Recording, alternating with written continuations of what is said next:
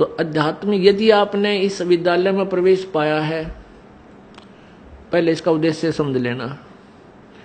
इस विद्यालय का उद्देश्य है आपका यहां जन्म मृत्यु से सदा के लिए झंझट छुटवा देना और सतलोक में वहां भेज देना जहां कभी दुख नहीं, कभी मृत्यु नहीं, कोई रोग नहीं, कोई कोड नहीं, कोई आपदा नहीं आती, किसी चीज का अभाव नहीं, जहां हम पहले रहते थे। अब जब तक आप मालिक के चरणों में रहोगे तो यहां का सुख तो आपको मिलेगा मिलेगा। आपके भाग्य में ना होगा तो भी दाता आपको देगा। ये दयालु है, ये समर्थ है, इसके पास फुल पावर है। और फिर आपकी मृत्यु तो होगी, क्योंकि यहां तो कोई रह ही नहीं सकता। इस मिट्टी के खिलौनों में कितने दिन रह सकता है? हजार हजार वर्ष तक भी रह जीवित रह कर देख लिया ऋषियों ने अपनी अटकलों से, आखिर में फिर मृत्यु हुई। यहां तो मृत्यु होगी। वो दिन तो डेफिनेटली आओगा जिस दिन आपने यहां छोड़ना ही पड़ेगा, चाहे कितना काम रह रहा हो। आज जो स्थिति आपकी है, यदि आप इसको अभी से सेट करके चलोगे कि परमात्मा आपकी इच्छा कभी ले चलियो, यदि आपने मोक्ष उद्देश्य रखना है, उसमें फिर अग्रम अग्रम नहीं रखनी कि यू काम रह गया, ऐसा नहीं हुआ, भगवान इतना और हो जाता फिर काम बड़े नहीं। चाहे कभी कहे परमात्मा, चालन की तैयारी करनी पड़ेगी आपने। तो आपने यहां से तो जाना ही पड़ेगा।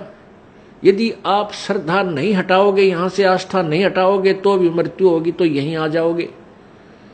इस ज्ञान को आधार बना के और परमात्मा को साक्षी रख के जब भी चालन की तैयारी आवे, किसी समय आ जा, सहर्ष चल पड़े कि कभी ना कभी तो पीछा यहां से छुटवाना ही पड़ेगा।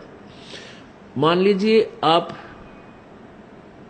परमात्मा के मार्ग पर लगे हुए हो और आपके साथ कोई ऐसी घटना, वैसे तो मालिक घटना नहीं देता जल्दी सी, वो भी आपकी कोई त्रुटि होगी या परमात्मा की कोई और रजा होगी, उसमें वो आपके हित में ही होगी। जैसे जिसको हम अकाल मौत कहते हैं, तो यहां पहले तो अकाल मौत आपकी होगी नहीं, और होगी तो घनी आपके ऊपर मेहर होगी, कोई विशेष कृपा होगी, या आपका नाम टूट चुका हो।